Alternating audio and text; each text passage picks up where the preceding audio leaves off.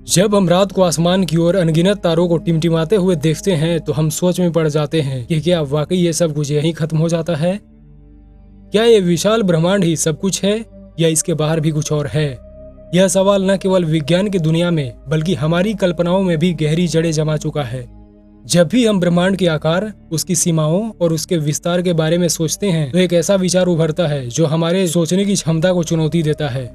ब्रह्मांड का जन्म लगभग 13.8 अरब साल पहले बिग बैंग से हुआ था। यह एक ऐसा पल था जब समय, स्थान और पदार्थ का जन्म हुआ। इस विशाल विस्फोट के बाद से ब्रह्मांड लगातार विस्तार कर रहा है। हब्बल स्पेस टेलीस्कोप द्वारा की गई खोजों से हमें पता चला है कि आकाश गंगाएं हमसे दूर होती जा रही है और इसका मतलब है कि हमारा ब्रह्मांड फैल रहा है। यह समझना महत्वपूर्ण है कि जब हम कहते हैं कि हमारा ब्रह्मांड फैल रहा है तो इसका मतलब यह नहीं कि यह किसी खाली स्थान में फैल रहा है, बल्कि स्थान स्वयं ब्रह्मांड के साथ विस्तार कर रहा है।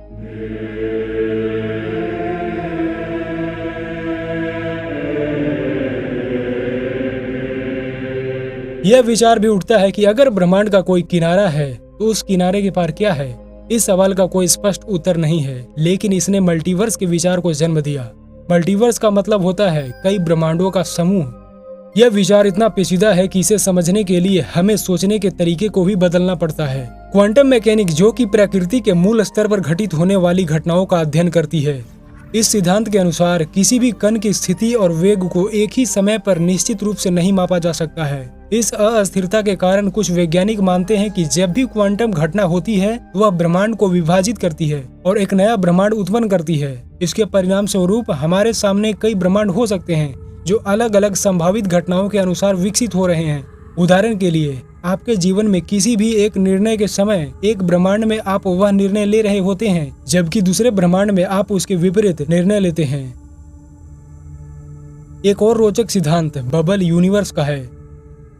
इस सिद्धांत के अनुसार हमारा ब्रह्मांड एक विशाल बुलबुले की तरह है और ऐसे अनगिनत बुलबुले हो सकते हैं। हर एक बुलबुले के अंदर एक ब्रह्मांड हो सकता है जो हमारे ब्रह्मांड से बिल्कुल अलग हो सकता है। ये बुलबुले एक दूसरे से अलग थलग रहते हैं और कभी संपर्क में नहीं आते, इसलिए हम इनमें से किसी अन्य ब्रह्मांड के अस्तित्व का पता नहीं लगा सकते। लेकिन अगर हम इन बुलबुलों को देख सके तो यह समझ सकते हैं कि हमारे ब्रह्मांड के बाहर और क्या हो सकता है। स्ट्रिंग सिद्धांत, जो कि भौतिकी में एक प्रमुख सिद्धांत है, इस सिद्धांत के अनुसार हमारे ब्रह्मांड के अलावा अन्य ब्रोन हो सकते हैं। ये ब्रोन भी एक प्रकार के ब्रह्मांड हो सकते हैं जो एक दूसरे के समानांतर मौजूद होते हैं। कभी कभी इन ब्रोनों का टकराव हो सकता है और यह टकराव एक नए ब्रह्मांड का निर्माण करता है। यह विचार बहुत ही जटिल है और इसे पूरी तरह से समझना मुश्किल है, लेकिन यह मल्टीवर्स के सिद्धांत को एक और आयाम देता है। अब सवाल यह है कि क्या हमारे पास मल्टीवर्स के अस्तित्व का कोई प्रमाण है? अभी तक यह सिद्धांत केवल गणितीय और सैद्धांतिक आधार पर ही प्रस्तावित किए गए हैं। हालांकि कुछ वैज्ञानिक मानते हैं कि मल्टीवर्स के अस्तित्व का प्रमाण खोजा जा सकता है। उदाहरण के लिए, कुछ लोग सोचते हैं कि यदि दो ब्रह्मांड आपस में टकरा जाएं, तो यह टकराव हमारे ब्रह्मांड में किसी तरह के विकिरण के रूप में देखा जा सकता है। इसके अलावा ब्लैक होल के अध्ययन से भी हमें कुछ सुराग मिल सकते हैं, क्योंकि ब्लैक होल के अंदर क्या होता है यह अभी तक रहस्य बना हुआ है। हालांकि इन सभी विचारों के सामने कई चुनौतियां भी है। सबसे बड़ी चुनौती यह है कि मल्टीवर्स का सिद्धांत परीक्षण योग्य नहीं है। इसका मतलब है कि हम किसी प्रयोग या अवलोकन के माध्यम से इसे सिद्ध या खंडित नहीं कर सकते। यह विज्ञान के लिए एक बड़ी बाधा है, क्योंकि विज्ञान का मूल सिद्धांत यह है कि हर सिद्धांत को परीक्षण और अवलोकन के माध्यम से ही परखा जा सकता है।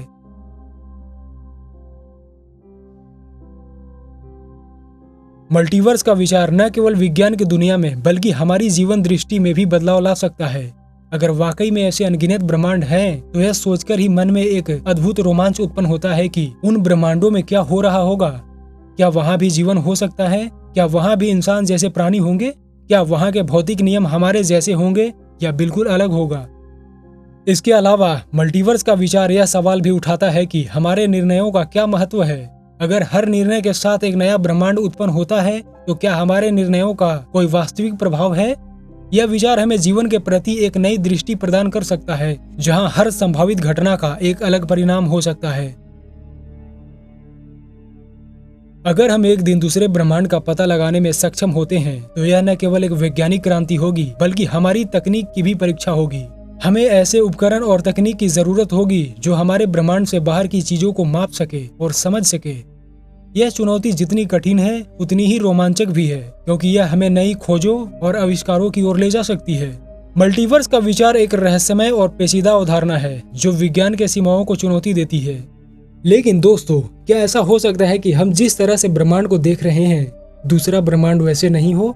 हम जहाँ पे हैं वहीं पे दूसरा ब्रह्मांड हो, लेकिन वो दूसरे डायमेंशन में हो।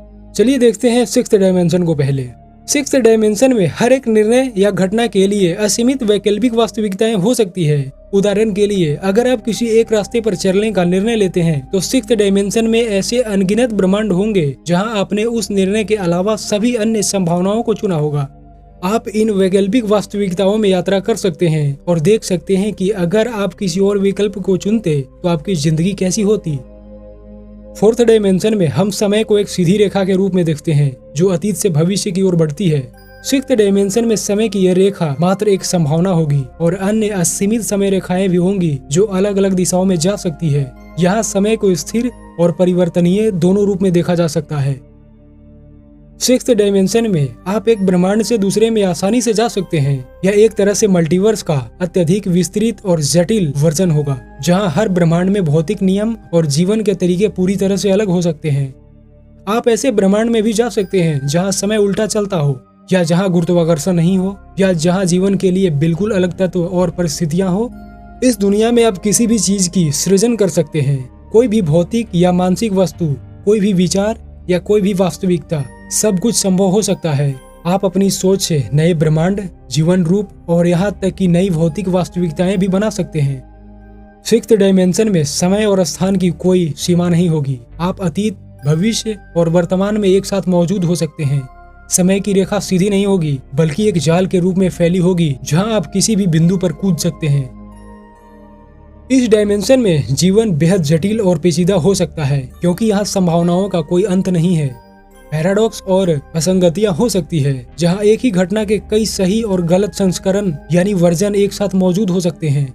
ये बातें हमारी वर्तमान समझ और कल्पना से काफी परे है, लेकिन यही इसे रोमांचक बनाता है।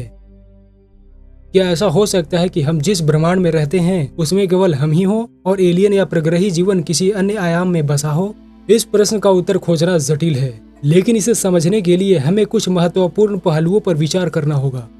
हमारे ब्रह्मांड में लगभग 100 अरब से ज्यादा आकाशगंगाएं हैं और प्रत्येक आकाशगंगा में अरबों तारे और ग्रह मौजूद हैं। इतनी विशालता के बावजूद हमें अब तक कोई पुख्ता प्रमाण नहीं मिला है जो यह साबित कर सके कि हमारे अलावा किसी अन्य ग्रह पर जीवन मौजूद है। लेकिन यह संभावना से इनकार करना मुश्किल है कि इतने विशाल ब्रह्मांड में कहीं न कहीं जीवन जरूर होगा। वैज्ञानिकों ने अब तक जिन ग्रहों की खोज की है उनमें से कुछ पर जीवन के अनुकूल परिस्थितियां हो सकती है।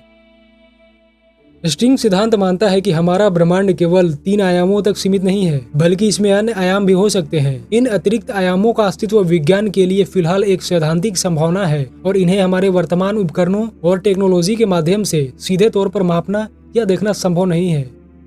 क्या यह संभव है कि एलियन या प्रग्रही जीवन इन अन्य आयामों में बसा हो? यह विचार कल्पनाशील है, लेकिन इसे प्रमाणित करने के लिए हमारे पास कोई ठोस सबूत नहीं है। यदि वास्तव में अन्य आयाम मौजूद है तो हो सकता है कि वे हमारे ब्रह्मांड के साथ एक प्रकार की मल्टीवर्स सिस्टम में हो, जहां हर आयाम एक अलग प्रकार के भौतिक नियमों और परिस्थितियों के साथ अस्तित्व में हो सकता है। मल्टीवर्स थ्योरी के अनुसार हमारे ब्रह्मांड के समान ही अनगिनत अन्य ब्रह्मांड भी हो सकते हैं। प्रत्येक ब्रह्मांड के अपने भौतिक नियम और वास्तविकताएं हो सकती है। इस थ्योरी में यह संभावना भी शामिल है कि एलियन जीवन इन अन्य ब्रह्मांड में बसा हो। ये विचार साइंस फिक्शन जैसा प्रतीत हो सकता है, लेकिन कुछ वैज्ञानिक इस पर विचार कर रहे हैं कि क्या यह वास्तव में संभव है। यदि एलियंस एक अलग ब्रह्मांड में है तो यह हमें समझने में मदद कर सकता है कि क्यों हमें अब तक उनके अस्तित्व का कोई संकेत नहीं मिला है। यह भी संभव है कि ये अन्य ब्रह्मांड या डायमेंशन हमारे ब्रह्मांड के साथ सीमित संपर्क में हो, जिससे हमारे लिए उन्हें खोज पाना अत्यंत कठिन हो जाता है।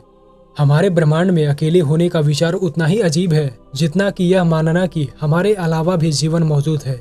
वहीं मल्टीवर्स और अन्य डायमेंशन की अवधारणा हमें यह संभावना पर विचार करने का मौका देती है कि जीवन हमारे ब्रह्मांड से परे भी हो सकता है।